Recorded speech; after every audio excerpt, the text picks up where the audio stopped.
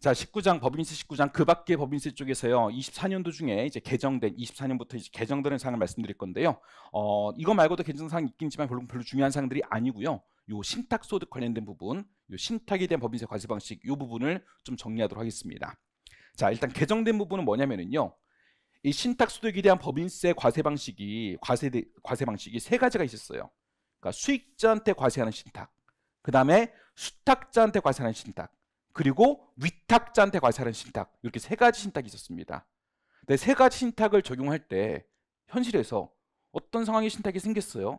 이게 반가로 1번 적용해야 되냐, 반가로 2번 적용해야 되냐, 반가로 3번 적용해야 되냐, 이 적용이 애매모호한 경우가 많이 있었고, 반가로 2번에도 해당하면서 반가로 3번에 해당하는 경우, 이런 경우도 종종 있었어요. 그래서 이게 적용상에 조금 어려운 부분이 있다. 그래서 이거를 명확히 좀 만들어야 되겠다 해가지고 몇 가지 요건들을 삭제하고 깔끔하게 법조 명령도를 좀 바꾼 그런 내용이 이번에 개정된 부분입니다. 그래서 어떤 요건들이 이제 삭제가 됐고 그걸 좀 볼 건데요. 반가로 1번은 뭐 어렵지 않고 원칙에 해당하는 거고, 반가로 2번에서 몇 개 요건이 삭제가 됐어요. 반가로 3번에서도 몇 가지 요건이 삭제가 됐습니다. 그래서 반가로 2번은 딱 이 경우에 무조건 적용한다. 반가로 3번도 위탁자 과세도 이 경우에 무조건 적용한다. 이렇게 좀 명확히 규정해놨습니다. 그래서 현실의 적용이 애매모호한 부분, 어려운 부분들, 중복될 수 있는 부분들을 좀 깔끔하게 정리해놨다라고 볼 수 있어요. 자, 2번 부분을 설명드리도록 하겠습니다. 자, 신탁 소득에 대한 법인세 과세 대상 및 과세 방식 및 납세 의무자라고 돼 있죠. 자, 우리 법인세 과세할 때 신탁 재산에 대해서는요, 세 가지 방식으로 과세할 수 있습니다. 과세 방식은 세 가지. 반가로 1번은 수익자 과세 신탁, 반가로 2번은 수탁자 과세 신탁. 그러니까 이름 그대로 반가로 1번은 수익자한테 과세하는 신탁, 반가로 2번은 수탁자한테 과세하는 신탁이에요. 그리고 반가로 2번은 또 다른 용어로 법인과세 신탁재산이라고도 부릅니다. 법인과세 신탁재산. 그 다음 반가로 3번, 세 번째는요, 위탁자 과세 신탁이에요. 이거는 위탁자한테 과세하는 신탁이 되는 거예요. 자, 원칙은 뭐냐? 원칙은요, 반가로 1번입니다. 우리 법인세라는 건 법인이 벌어들인 소득에 대해서 과세하는 세금이죠. 그럼 기본적으로 누가 소득을 얻은 자냐, 그 소득을 얻은 자한테 과세하겠다라는 거예요. 원칙적으로 신탁은 누가 소득을 얻은 자예요. 자, 위탁자가 있고 수탁자가 있고 수익자가 있다면 수익자가 소득을 얻은 자가 되는 거죠. 일반적 신탁 같은 경우엔. 그래서 그 수익자한테 과세하겠다라는 거예요. 신탁재산에 귀속되는 소득에 대해서는 그 신탁의 이익을 받을 수익자가 그 신탁재산을 가진 것으로 보고 법인세법을 적용합니다. 즉 수익자한테 법인세를 과세하겠다라는 거예요. 이유는요, 그 수익자가 소득의 실질 귀속자가 되기 때문에 그런 거예요. 자, 이게 원칙이지만 반가로 이번에 예외가 있습니다. 수익자한테 과세 안 하고 수탁자한테 과세하는 신탁. 자, 얘는 요건 두 가지를 만족하면서 적용하는 거예요. 자, 위 반가로 1번에도 불구하고란 말이 있죠. 그럼 이 요건 두 개를 만족하면 반가로 1번은 적용하지 않겠다. 반가로 2번을 적용하겠다는 얘기예요. 위 반가로 1번에 불구하고 다음 중 어느 하나에 해당하는 신탁으로서 반가로 3번의 동그라미 1개에 해당되지 않는 신탁의 경우에는 신탁재산에 기속되는 소득에 대해서 그 신탁의 수탁자가 법인세를 납부할 의무가 있다라고 돼 있어요. 정리 좀 할게요. 이번엔 수탁자가 납부할 의무가 있다고 돼 있어. 수익자가 아니고. 그럼 어떤 경우냐? 일단 첫 번째 요건은 다음 중 어느 하나에 해당하는 신탁이 돼야 돼요. 그러면서 두 번째 요건은요, 반가로 3번에 해당하지 않는 신탁이 돼야 됩니다. 반가로 3번에 해당하는 신탁이 뭐냐면 위탁자 과세 신탁이에요. 위탁자 과세 신탁. 그러니까 위탁자 과세 신탁이 아니어야 된다라는 얘기예요.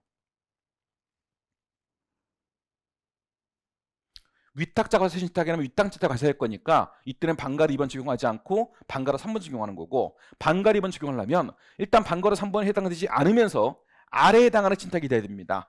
목적 신탁이라든가 수익증권 발행 신탁이라든가 유한책임 신탁, 이런 신탁이 된다라는 거예요.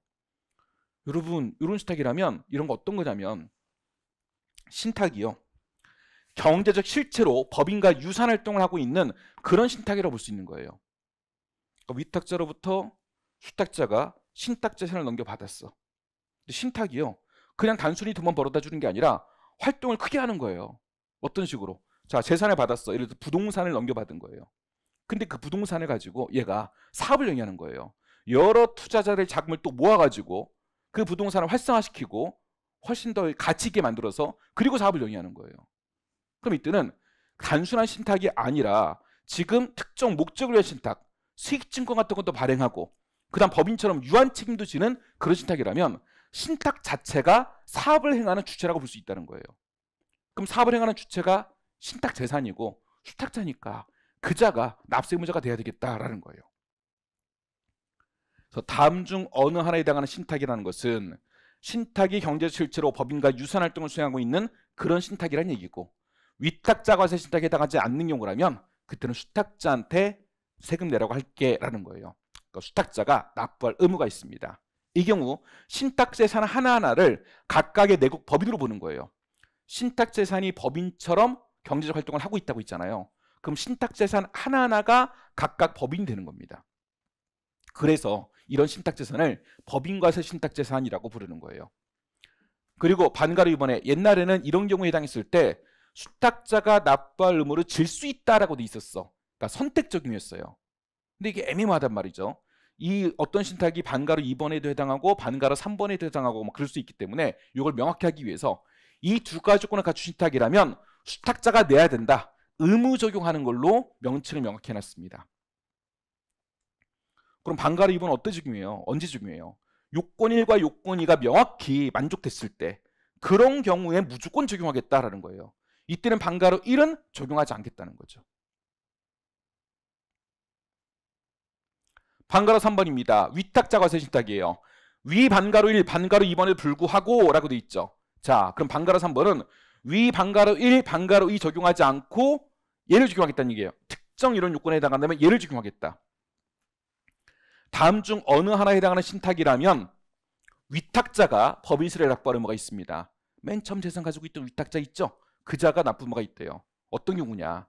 1번 요건, 2번 요건이 있는데 둘 중에 1번 사유, 2번 사유 어느 하나에 해당하든 마찬가지예요. 이건 요건이 아니기 때문에 둘 다 갖춰야 되는 게 아니라 1번에 해당하는가 2번에 해당하는가 다 위탁자가 세신탁을 적용하겠다는 얘기예요. 1번 핵심입니다. 위탁자가 신탁재산을 실질적으로 지배 통제할 것. 그럼 위탁자가 신탁재산을 실질적으로 지배 통제하고 있어요. 그럼 위탁자가 실주인이란 얘기죠. 이거는 위탁자가. 위탁자를 실질 수익자로 볼 수 있는 경우에 해당하는 겁니다. 그럼 이 경우엔 실질 수익자가 위탁자니까 그 위탁자한테 과세할게 라는 거예요. 자, 반가로 3번 수용하려면 어떤 요건 만족해야 돼요? 위탁자한테 실질 지배 통제권이 있어야 되는 거예요. 이런 경우에 위탁자한테 과세하겠다라는 겁니다. 자, 여기까지가 2번 신탁소득에 대한 법인세 과세 방식과 납세 의무자 내용을 본 겁니다.